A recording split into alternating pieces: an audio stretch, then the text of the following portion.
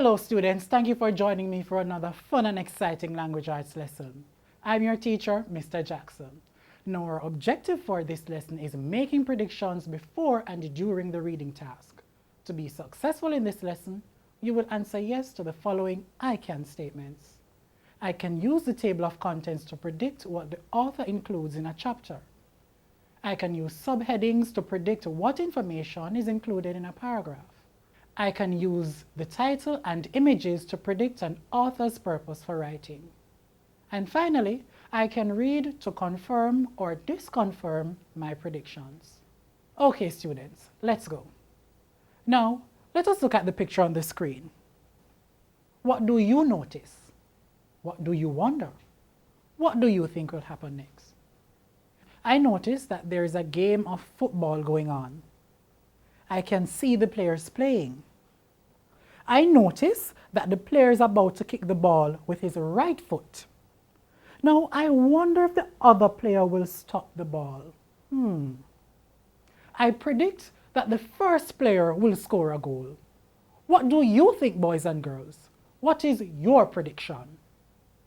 Now, students, does your prediction match what you see in the picture? If yes, your prediction is confirmed. If it does not match, then we say our prediction is not confirmed. Good readers make predictions before and during reading. To make a prediction, we use what we see in the text plus what we already know to make a reasonable guess about the topic. Now, students, let us have a look at the cover of this book. Now, I see that the book has a title. I notice the title says, "What is water worth?" I also see that this book cover has a picture. Now, in this picture, there's a little girl who is drinking some water from a pipe. She seems to be very thirsty. It also seems to be a very hot day. Now, I wonder why the author is writing this article or why he's writing this book. I predict that the author is writing this book to tell us some information about the value of water. Good. Now, here we have a table to help us to make our prediction about what is in this book. At the top of the table, we see the headings, I notice, I wonder, and I predict. Now, I notice that the title of the book says, "What is water worth?" I wonder if I'll be reading about how valuable water is to us. I predict that the author is writing this book to give some information about the importance and value of water to humans. Now, students, remember that when our prediction happens, we say that it is confirmed. But if it doesn't happen, we say that it is not confirmed. Now let us read to see if our predictions will be confirmed. Water, water everywhere. Many of us around the world take water for granted. Why shouldn't we when water is all around? It comes out of our faucets and collects in puddles on the sidewalk when it rains. Lakes and rivers brim with water. We buy water in bottles and slurp it from drinking fountains.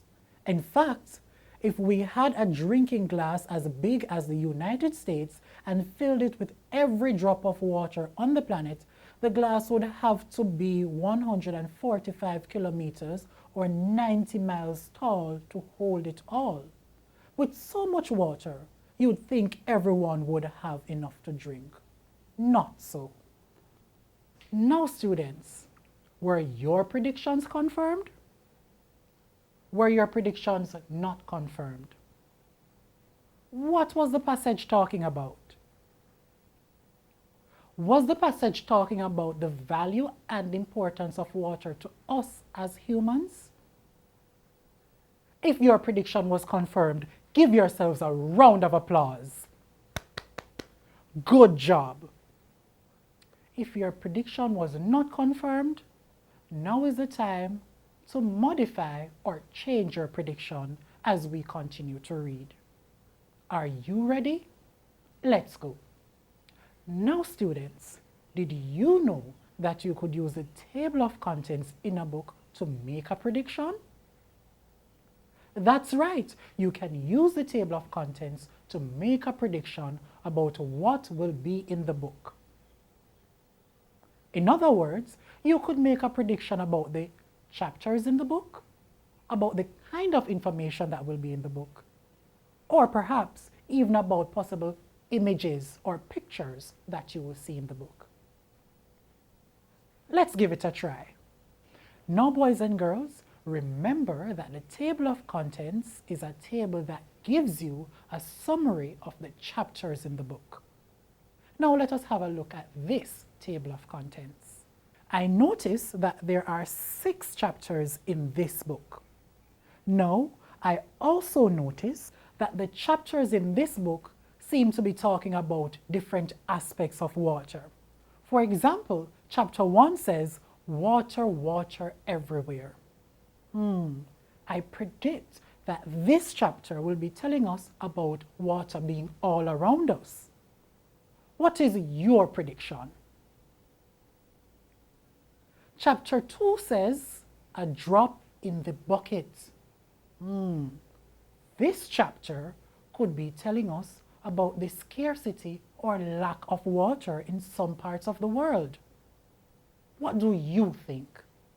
My prediction is that the chapter will be telling us about the scarcity or lack of water in some parts of the world. Let us now look back at our table of contents. Let us look at chapter 3. It says, pollution's impact. What is your prediction? What do you think this chapter will be about? That's a very good prediction. I predict that in this chapter, we are going to be learning about the pollution of our rivers and seas, pollution with water bottles, pollution with plastic, and all the garbage that are thrown into the rivers and seas. Now, let us read to confirm. Pollution's impact. Water pollution is a huge problem on many continents. South America's Amazon rainforest spans 7 million square kilometers or 2.7 million square miles and is home to about 10 million people and more than 30,000 plant species. For years, people have been dumping untreated human waste and toxic chemicals into the Amazon River. Drilling for oil and mining for gold have made some sections of the Amazon River toxic. Now, boys and girls, were your predictions confirmed? Were your predictions not confirmed? What was this passage talking about?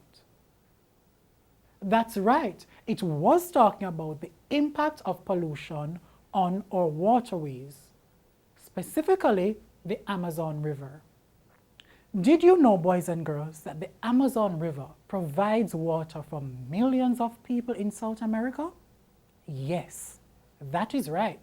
Scanning the heading and subheading is also a good way to make predictions about a text. Let's try.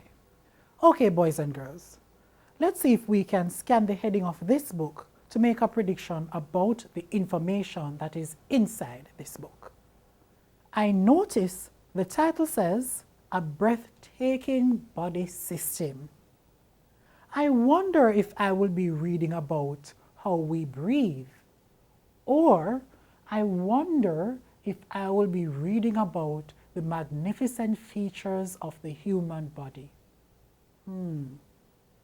I predict that we will be reading about the magnificent features of the human body. Now, boys and girls, let us give this one a try. I notice the heading here says, in, out, whoosh, whoosh. Your respiratory system takes in oxygen and pushes out waste with every breath you take. This heading matches my prediction about taking air into the body. Now, let me read to see if my prediction is so. Every cell in your body needs oxygen. But how does it get there? You take about 20,000 breaths a day, but you probably don't think too much about how that oxygen finds its way to your cells. The answer is the respiratory system. The respiratory system is made up of 4 parts: the nose, the throat, the trachea, and the lungs.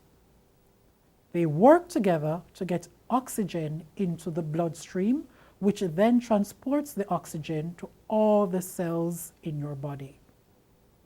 The oxygen journey starts in the nose. You might think the nose is just the gateway for oxygen, but it does some important jobs. Each nostril contains nose hairs that filter out dirt from the air, and the mucus inside the nose traps dust and bacteria. By preventing these things from reaching the lungs and bloodstream, the nose acts as the respiratory system's first defense against illnesses. The space that connects the nose to the throat, called the nasal cavity, warms up the oxygen and adds some moisture to it. This is important because cold, dry air can be harmful to the lungs. As you breathe, the nose helps to send clean, warm, moist oxygen onto the throat. Now, boys and girls, were our predictions confirmed? Was the text talking about how we breathe, or was the text talking about the magnificent features of the human body? That's right, the text was indeed talking about how we breathe. In other words, it was talking about the human respiratory system. If that was your prediction, give yourself a round of applause. Good job. Okay, students, what did you notice as I was making predictions? You noticed that I used the title and images before I read to predict the author's purpose for writing. You also noticed that I used the table of contents, headings, and subheadings to predict the information I may find in the text. And you notice that I read to see if my predictions matched, and I also changed my predictions if they did not match. How did making predictions help me and you to read better? Making predictions help us to read for a purpose. I keep reading to find out if my predictions matched, and I change them if they did not match.